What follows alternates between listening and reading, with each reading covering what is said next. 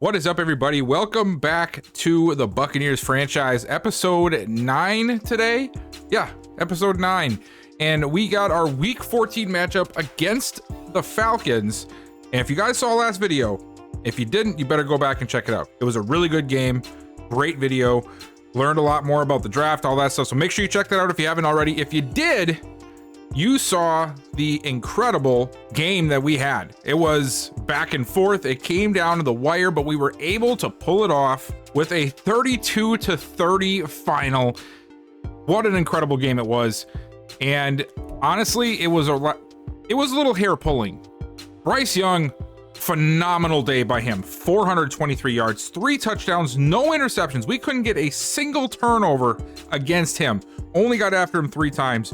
66% completions. Trey Lance didn't have any turnovers, but just didn't seem to be able to find a rhythm in the game. He finished with an 82 quarterback rating, 62% completions, 285 yards. Only took 1 sack though, which is definitely an improvement from previous games. Our rushing game is where things took off for both teams. Rachaad White, a $172 on the ground. Miles Sanders had over 100 yards. Sean Tucker did not have a great day.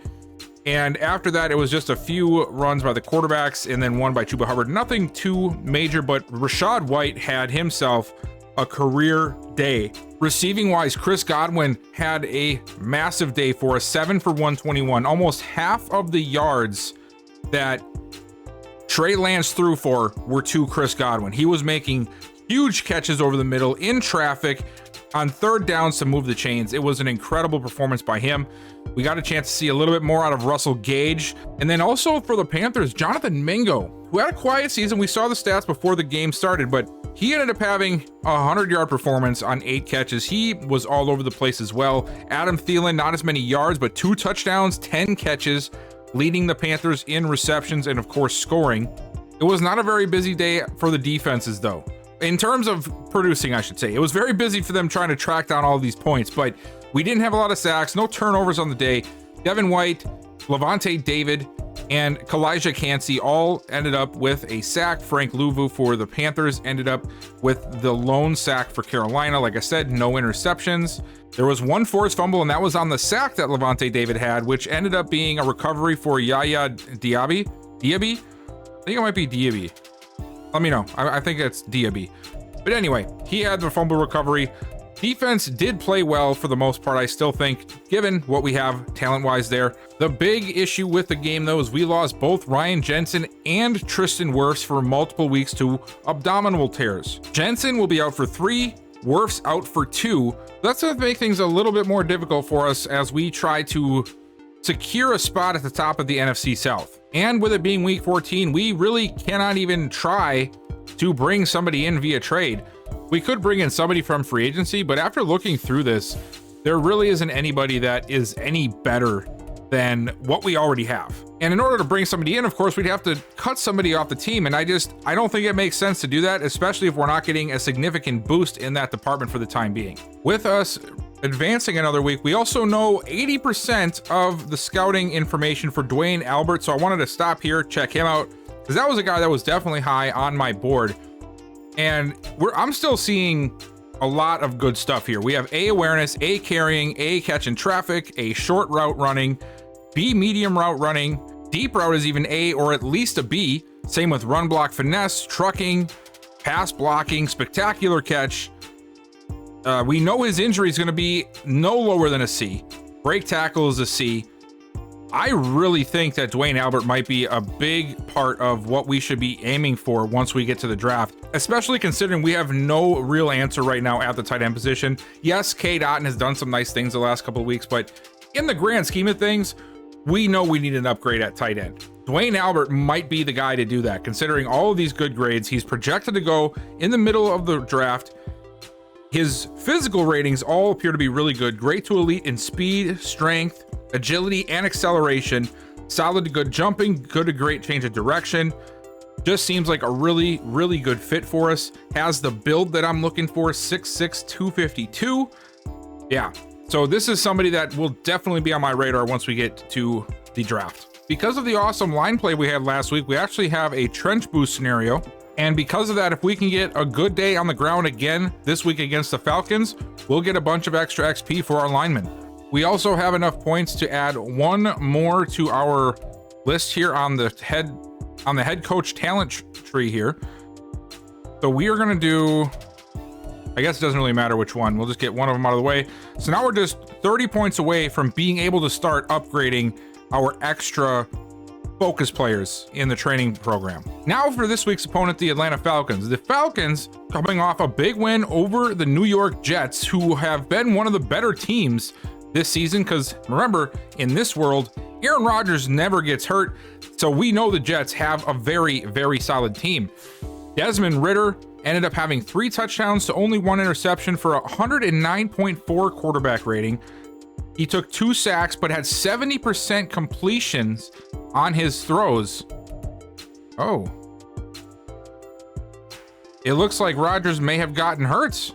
He had no stats for the day, and Zach Wilson had a 21.2 quarterback rating. So what happened there? Well, that would explain a lot. I mean, maybe the Falcons don't win that one if it's not for Aaron Rodgers being on the sideline. Doesn't look like they had a very good day from the ground on either side. And then even receiving, nobody over 100 yards. The highest is Landry at 75, and then Jamison Crowder with 2 touchdowns. So far this year, Desmond Ridder has 23 touchdowns to 10 interceptions, 2,839 yards passing. Not a bad season for him overall. Bijan Robinson, 7 touchdowns, 759 yards, averaging right on the head, 4 yards a carry. Kyle Pitts is leading them in yards and tied for first in touchdowns. Receptions leader is Jarvis Landry. Drake London, 589, 2 touchdowns, not having the best year for what you would expect out of his second year.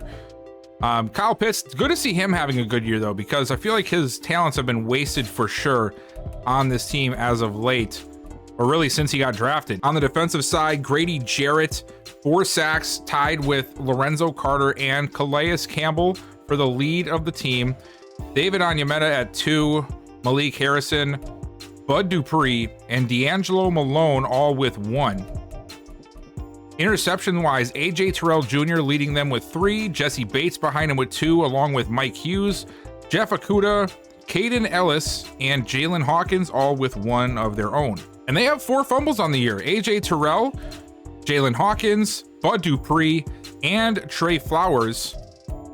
And it looks like they recovered 2 of the 4 fumbles that they caused. And now let's take a look at the schemes. And, I've had a few people mention about how the scheme is and what playbook we're going to be using and whatnot.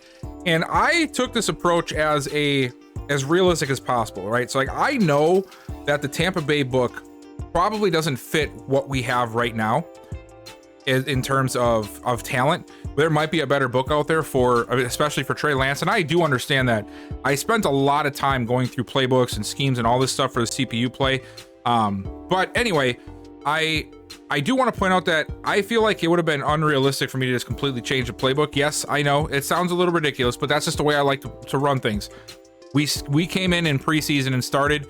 There is no time to implement a new playbook in a matter of 3 weeks. So because of that, I'm like, we're sticking with the main stuff for the first season. If we need to change it to going into the off season, into next season, that is something I will definitely look at. But I honestly really like the way this playbook has been playing, because if Trey Lance has a little bit more confidence and a little bit more accuracy, this is actually a really good playbook, and it has some good mixture of runs and passing, which I really like. Even the defense, I think, has been really well. I don't want to change the defense at all, and I would like to see if we can find a way to make this playbook work for us, because I do think it has been successful for us as of late, and I do think it's the reason why we've been able to have as much success. Yes, Trey Lance is definitely meant for a different type of book, but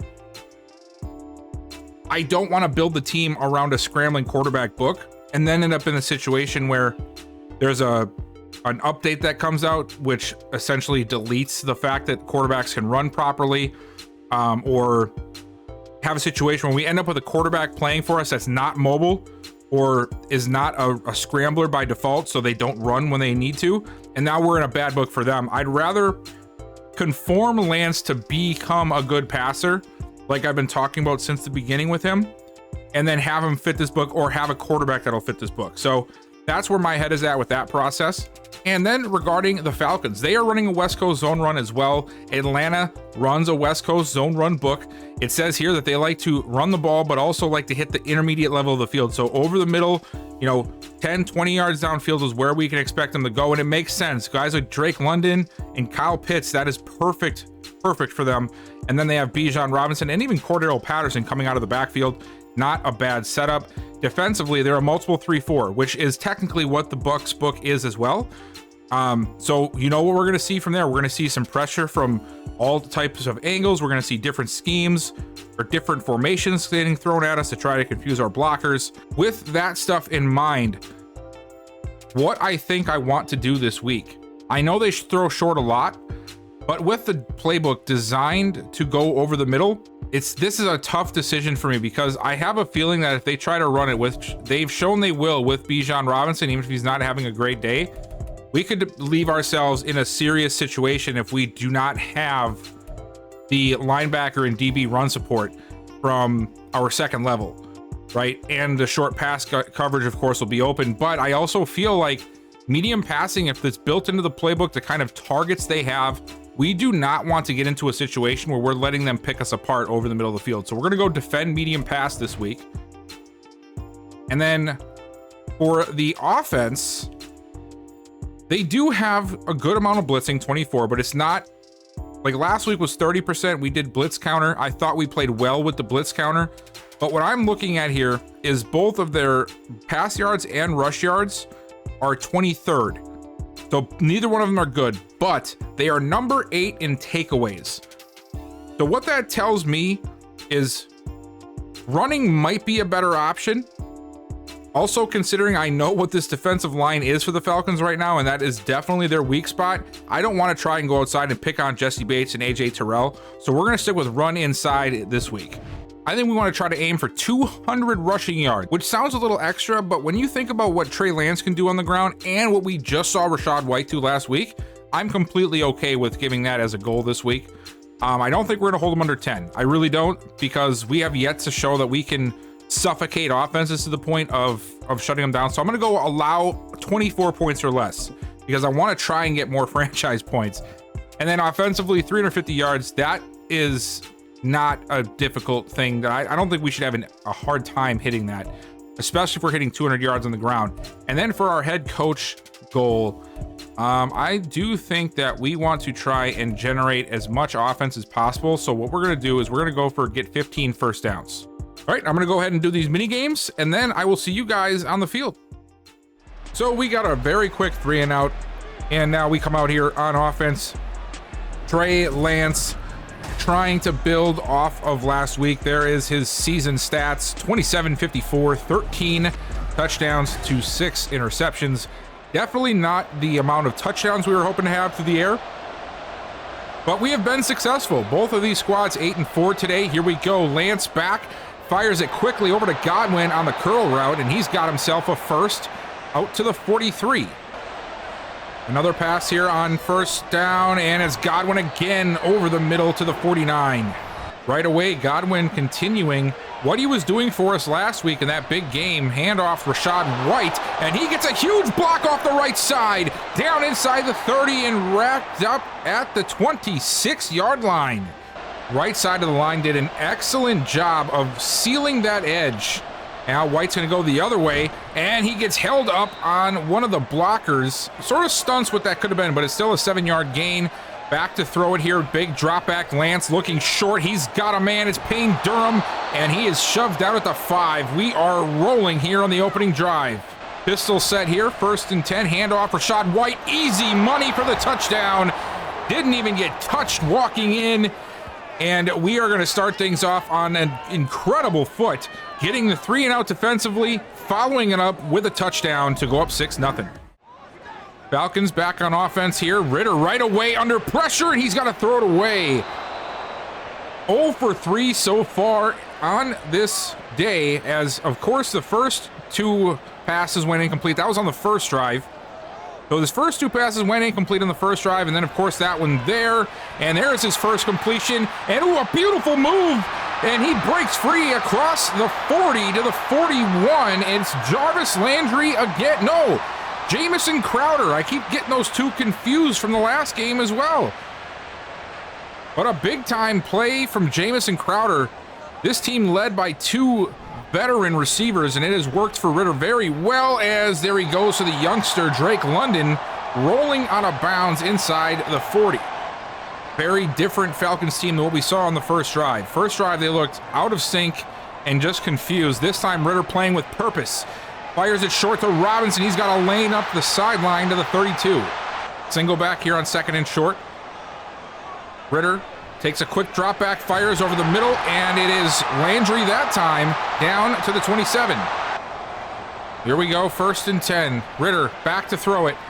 And it's a short catch for Patterson. He'll get 4. And after starting 0 for 3, Desmond Ridder has now completed his next 5 passes to go 5 of 8. Great way to bounce back. Here we go.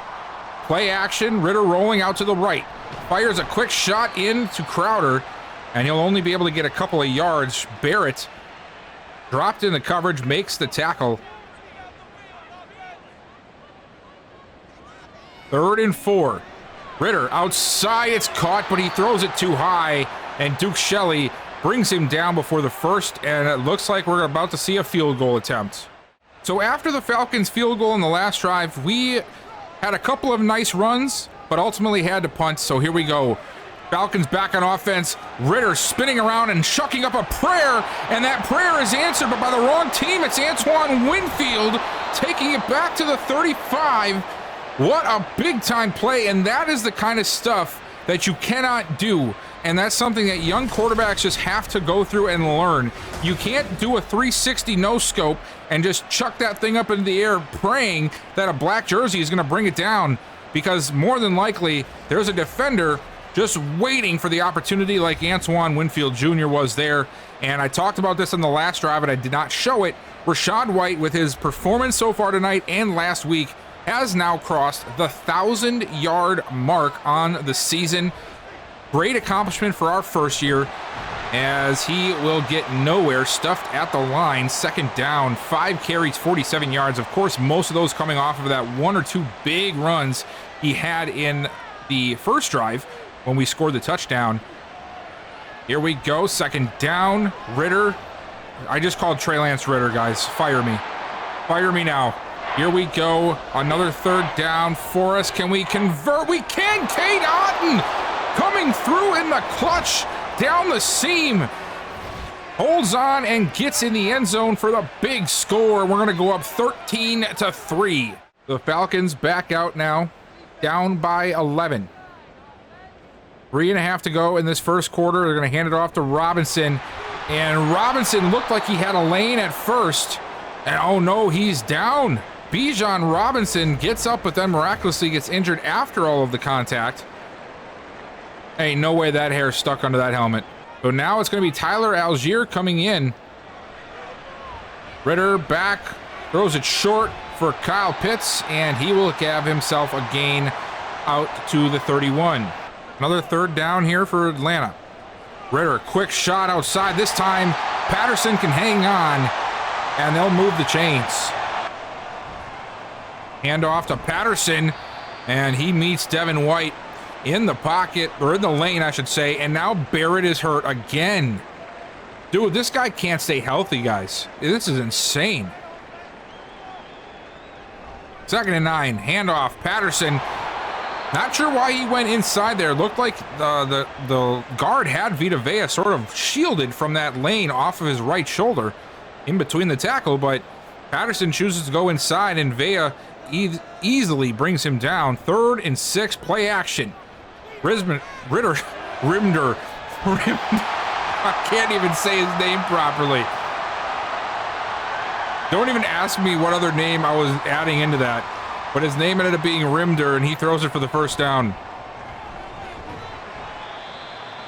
And the handoff for 4. Patterson on the carry. Best one of the day for him. He has not had an easy go of it when he has gotten the ball in the backfield. Little full house look. Quick shot. London makes the catch.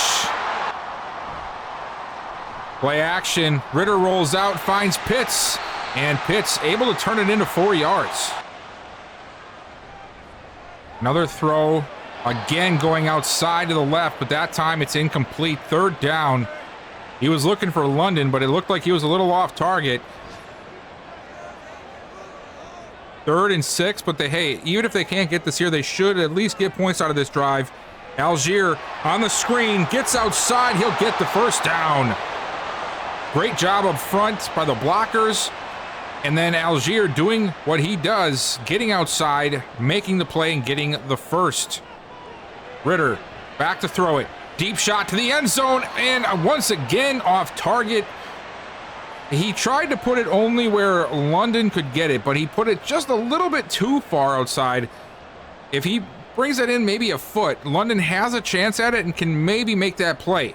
Ritter going to take it on a read option here, and Ritter gets all the way down to the 6. It looked like he was going to get stopped way farther back, but he uses his speed, gets outside, and now it's 3rd and inches. Ritter to the end zone, and that one was easy. Drake London wide open on the little curl route there, and the Falcons are going to pull back within 4. A lot of these games sort of playing out the same way. We get off to a good start, and then eventually we let the other team back into the game. Lance looks over the middle. He's got Russell Gage, and Gage all the way out to the 47. A nice shot from Lance. Not too many throws seems to have been attempted. It seems like it's been a lot more running as we go to Rachaad White again, but hey, it's working. 6 for 59 after that one, and we get ourselves back into Atlanta territory.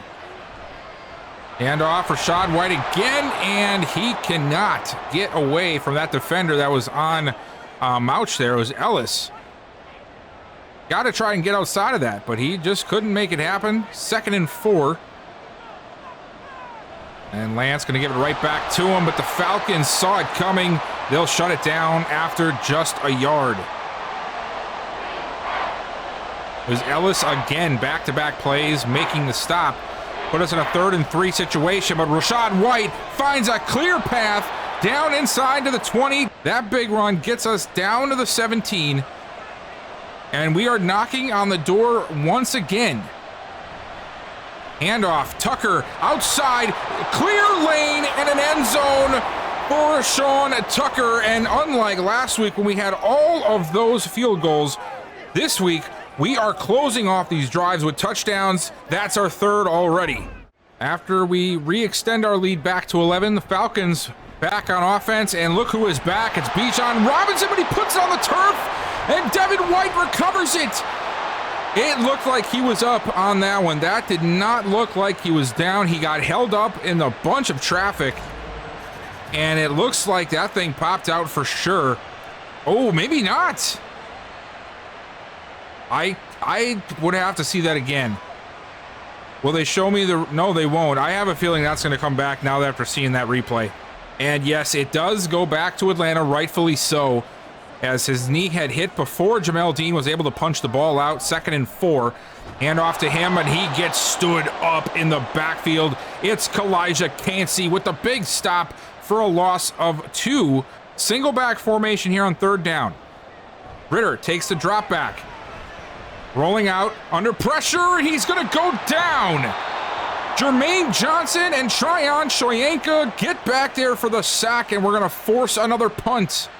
We come back out here after trading punts with Atlanta, and we'll throw it short to, I believe that was N'Keal Harry for his first catch as a Tampa Bay Buccaneer. And it goes for no gain. And we went back and forth a couple of times in punts, and we find ourselves here at 5 minutes left in the first half. Lance throws it short for Otten. Otten able to get it down to the 37, make this a much more manageable 3rd down. Hand off to White. Why did you cut back? Oh my God, he still got the first, but I mean, dude, you had like 30 yards over there on the right side. It sucks when you see some of that Madden 23 stuff leak in to what has been much better gameplay so far this year. And there he goes, Rachaad White. And that puts him over the 100-yard mark already, and we just got to halftime. I may have to sub this guy out here soon. I'm not going to keep running these plays or games where he's got 30 carries. Yeah, I think what I'm going to do here is if we keep running him, which looks like we are, I'm just going to sub him out for like the entirety of the third quarter or something like that. Let Sean Tucker run it, get James Robinson more involved, and see if that helps balance things out since we want to run the ball so much. As Lance looks short for White, and he's got him, but it's not going to be enough for a first, and we're going to have to take the 3. Never mind. A 14-point lead is not enough. We're going to go for it here. Robinson checks into the game. First time today. He's going to take the pitch outside, cuts it back inside, and he gets the first. Just enough on the run to move the chains, and now it's 1st and goal for us from the 7. Play action. Lance over the middle, incomplete. Looking for Kieft. I like the play action look, but I just feel like we could have had a better play there instead of trying to throw it to our 3rd string tight end. And there goes Rachaad White, and he has stood up at the 1. That brought us to the 2-minute warning, and here we go, 3rd and goal from the 1. Tucker lined up, single back set, 2 receivers split right, Godwin in the slot. Handoff, Tucker, he gets smothered in the backfield, and we are going to have to end up settling for those 3 points. Now that we got stopped at the 4, it's up and good, 24-10 going into half. Oh, big shot right away on 1st down out to Kyle Pitts. And apparently the Falcons and Desmond Ridder have other plans. They don't want to go to halftime with a 14-point deficit. Why would they? Uh-oh, but he might have to. No, he still finds Drake London. I cannot believe he was able to find an open receiver after the way he just threw that ball. But the Falcons now across midfield, they'll find Patterson over the middle here, and just like that, they are essentially in field goal range, still with 2 timeouts remaining. 4 wide, Patterson in the backfield, he's tired. Ridder chucks it outside, and he's off target for London again. A lot of these quarterbacks having a hard time hitting those curl routes. I don't know if it's like the coding on where the positioning is wrong, or if it's just like a reaction of their lower overall, or what. Ridder looking short, and that is incomplete as well. Can't see out there in coverage on the tight end, and he actually does a pretty darn good job of keeping him in check. 3rd and 10 here. They need the 23. Ridder under pressure, he throws it away, and Atlanta will at least get points out of this drive. Starting off the 2nd half with the ball, up by 11. Trey Lance going to hand it off to Rachaad White, and there goes White again. Huge lanes have been open for him all day, and just like I mentioned right before halftime, I think what I'm going to do is after this drive, I'm going to sub him out, and I'm going to replace him with Sean Tucker, and then it'll be Sean Tucker and James Robinson for the rest of the way. I just think that it would be a smart idea. It'll let us see what Sean Tucker can do, and it seems to be a lot of good blocking for us today, despite our offensive line issues. So I want to see what Tucker can do in a more suitable role, and there's a big play to Trey Palmer trying to get outside.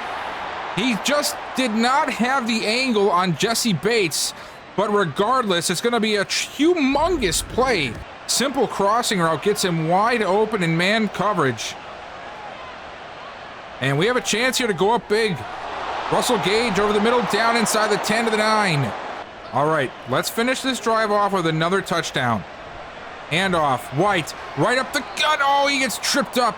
He had a clear path to the end zone, but Richie Grant, the safety, comes up, gets him by 1 leg, and drags him down at the 5.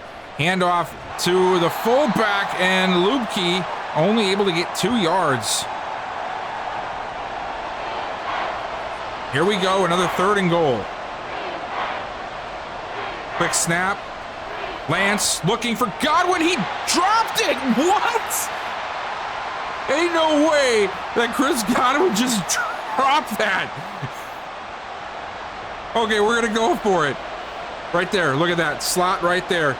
Russell Gage, nobody covered him. Quick slant, hit it. Oh, never mind. It's a run. And Rachaad White takes it in. 2 touchdowns for him. And what a way to end that drive and end his day, really. Because now it's going to be Sean Tucker moving forward. So we were not able to get much on that last drive. We ended up having to punt it away. And Atlanta back out. Ritter steps up in the pocket. He's going to run with it. Why not? Diving forward. He's going to mark him just short of the first. 2nd and 1. Ritter a little pump fake. Ritter looking left, and he's got him. It's Drake London doing a great job of making the catch in traffic along the sideline. Moving the chain down to the 41. 6 catches, 88 yards for London so far today. Handoff, Robinson. And he will get 4 on a quick little handoff out of the pistol look. Another handoff, and Robinson unable to get through that first line. They were trying to trick that first wave of running past Robinson and then him sort of sneaking his way out of there. But Devin White, too clever to fall for that 3rd and 6. Ritter over the middle again, and that time, though, it's caught. Kyle Pitts able to make the catch in traffic. And once again, Atlanta finds a way to move the chain. They're inching their way down into the red zone. Handoff Robinson. He's got a nice block outside, and he'll get it for 5 yards. Play action, rollout, throws it short to Kyle Pitts, and Pitts puts in the work to get down inside the 15. Let's see what they're going to do. They're going to run him anyway. And Robinson still showing he's got enough stamina left to make a man miss and turn it into a gain of 7. We got that double A gap look here on 2nd and 3. It's a handoff, and Robinson falling forward. They are going to mark him short of the first. And he is going to go back to the sideline, take a breather. Patterson checks in on 3rd down here. They're trying to spread us out thin. They're going to go for the pass. Ritter, end zone, off target. He missed Drake London in the back of the end zone, and now it's decision time. And it's a good decision, I think. They need to go for it. They're down big. They need to put some points on the board. Here's your opportunity. Ritter over the middle. It's caught for the touchdown. And guess who? It's Jamison Crowder. And the Falcons' decision to go for it on 4th pays off big time. Back on offense after our last drive. We had to punt it. Falcons scoring, bringing themselves back closer in this one. And now they're going to go for a quick throw to Palmer, which is caught, but there is a flag down. It's going to be pass interference on the defense. We'll just decline that. Yeah, decline that. Take the play. I don't even think there was pass interference there. I think that was a weird thing the game did. Handoff, Tucker, and Tucker trying to work through something. He gets hit hard. Play action, Lance rolling to the left. Fires it short to Godwin. And Godwin with a nice juke move is going to get the first. First down from the 49 of Atlanta. Lance under pressure. Takes a bullet over the middle of Gage, and he'll find him for 5. A quick incompletion leads us here to 3rd and 5. 1:10 to go in the 3rd. Lance over the middle. It's caught. Godwin again holding on in traffic. He is just so deadly in those catch in traffic situations for us. His day has not been what we expected, especially after the first drive. Only 6 catches for 38 as Sean Tucker gets destroyed in the backfield. Onyemeta going to the sideline. But as I was saying, Godwin has had a good day for us. It just hasn't been a statistically good day. I don't know what that was. That was dumb. I don't know what 32 is celebrating either. He really didn't do anything, but that's what corners do. 3rd and 13. Here comes Lance. Steps up in the pocket. Fires a rocket over the middle. He's got Russell Gage inside the 10. When Trey Lance has time and he can step up in the pocket, he usually can find somebody downfield, and we know he's got a strong enough arm to rocket it in there. It's just about getting that time and having that lane open up for him. Handoff to Tucker, trying to get past the first line of defense, but Walker says no, and he'll be dropped at the 6, and that is going to be end of the 3rd. And now it's time for the last quarter of the game. Can we extend this lead back out again? Lance, a rocket over to the left side to find Godwin open, and we are going to extend that lead as we get this up to 37-20. And that was another one of those throws where I don't know how he found him at all, but I will gladly accept that he did. Little sidearm action, and Godwin gets a touchdown. The Falcons finally showed a little bit of life in the second half on the last drive, but then we went right down the field and scored a touchdown of our own. So now they got to show that they can keep pace, and they start off with a bang. Kyle Pitts on a wheel route, and now Kalijah Cansey is hurt. That is one guy that I feel like we cannot do without on this defensive line. He has been one of the best players for us this season, and to see him go off the field it really sucks. Let's see, Ritter finding Crowder short gain of 1.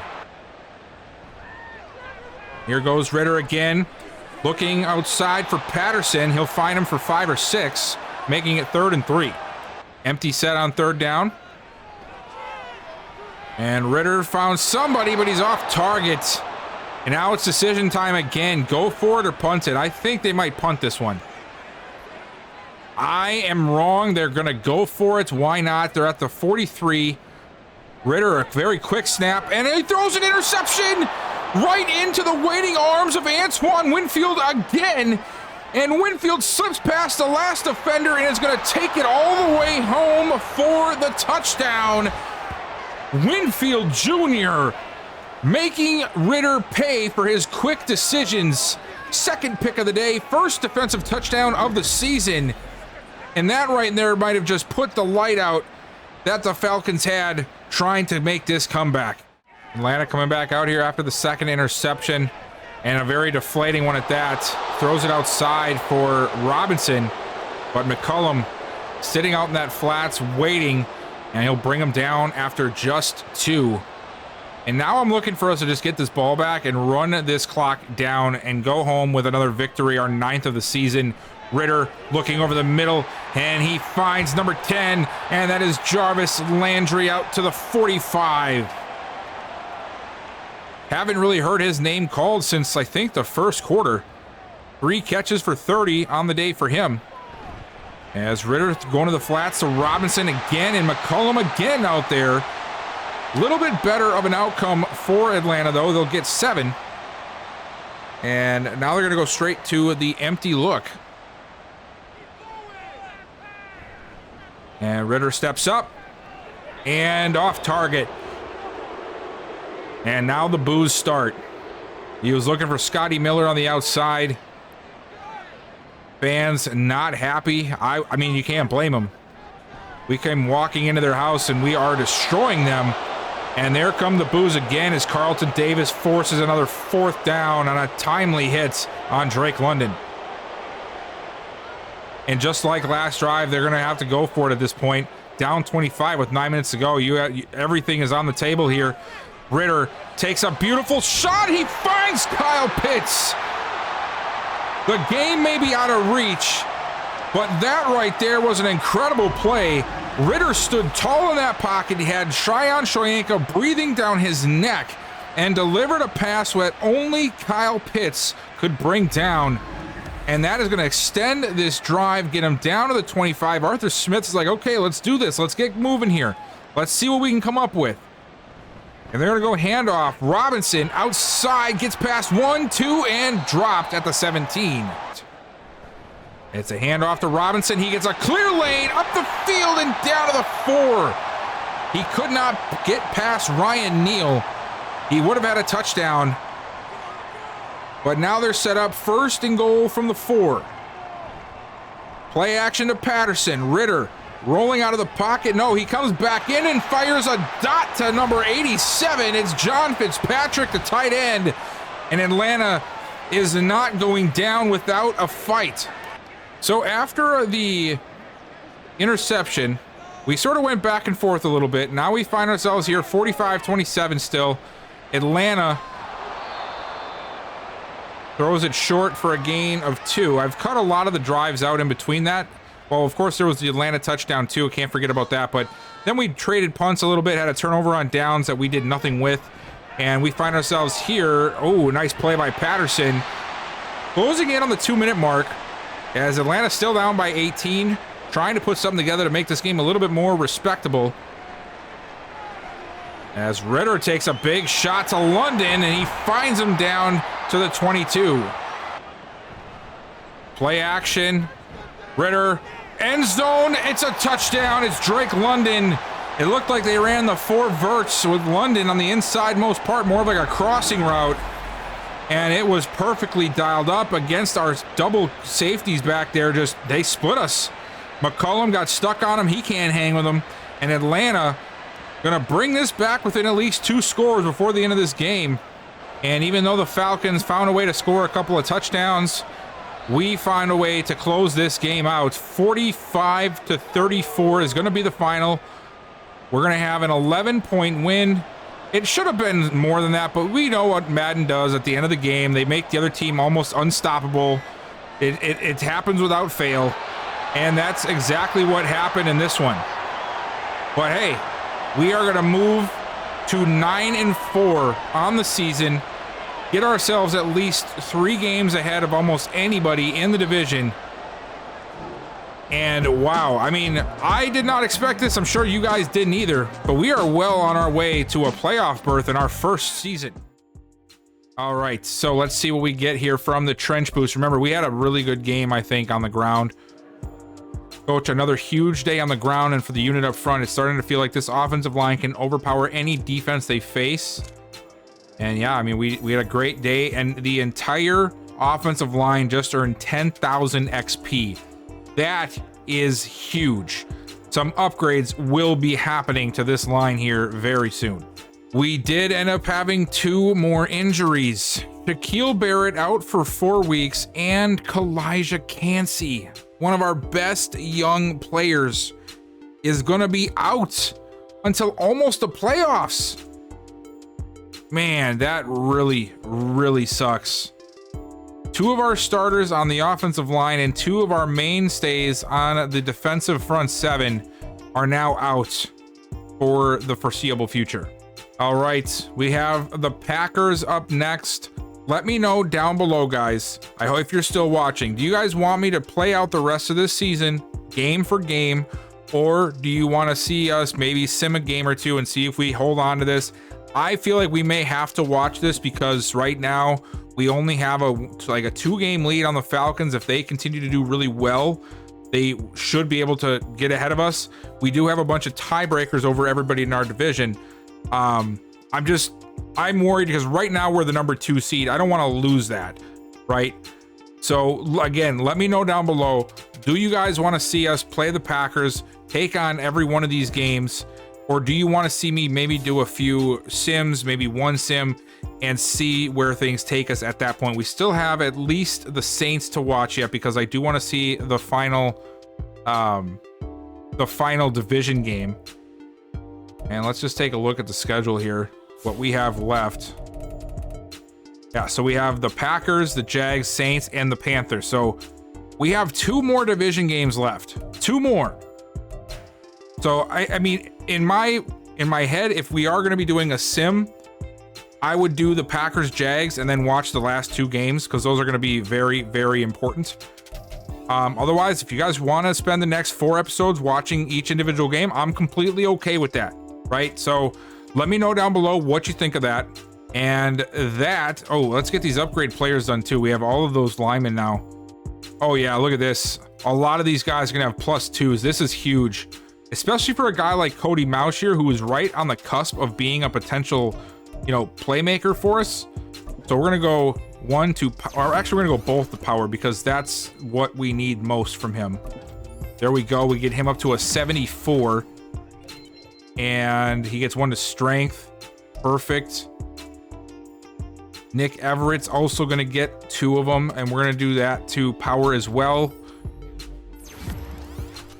There we go. Run block power +3. That's big. And he's going to get up to a 70. That's big too. Luke Gedeke, he is one that is going to go agile because that is what he should be doing. And we're going to go agile again, and that's going to even him out at a 67 across the board for agile and power. Pass protection is still really bad, but that'll find its way through. It'll get there. Justin School, we'll go power for him because he's really low on power. Okay, and then we'll do the last one to agile. I almost feel like he'd be better off as a guard too. Oh, maybe not. Tristan Wirfs is even going to get one. And he's going to be pass pro. We're going to go agile for him, though. There we go. He got one to strength. That's big. And then Robert Hainsey, another